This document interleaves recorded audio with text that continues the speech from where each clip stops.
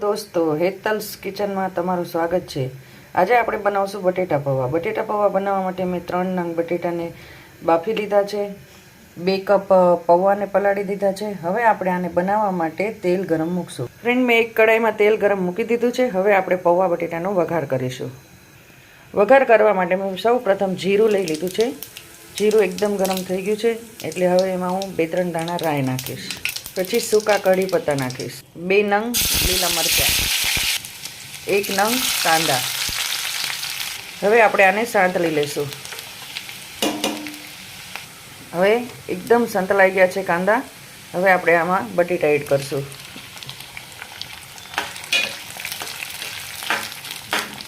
હવે અડધી table spoon હળદર, અડધી ટેબલ સ્પૂન ધાણા જીરું પાવડર।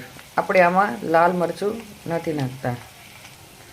સ્વાદ અનુસાર મીઠું।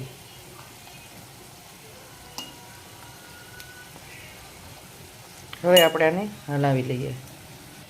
હવે આપણે આમાં પૌવા એડ કરશું। આપણે પૌવા એડ કરી દીધા છે। હવે આમાં અડધી જ ચમચી ખાંડ ઉમેરશું, 1 અડધું લીંબુનો રસ। હવે આપણે આને હલાવી લેશું। તો ફ્રેન્ડ, ગાર્નિશ માટે મેં ટમેટા અને કોથમીર એડ કરી દીધા છે, ભભરાવી દીધા છે। તો રેડી છે આપણા બટેટા પૌવા, ગરમા ગરમ સવારમાં બ્રેકફાસ્ટ માટે।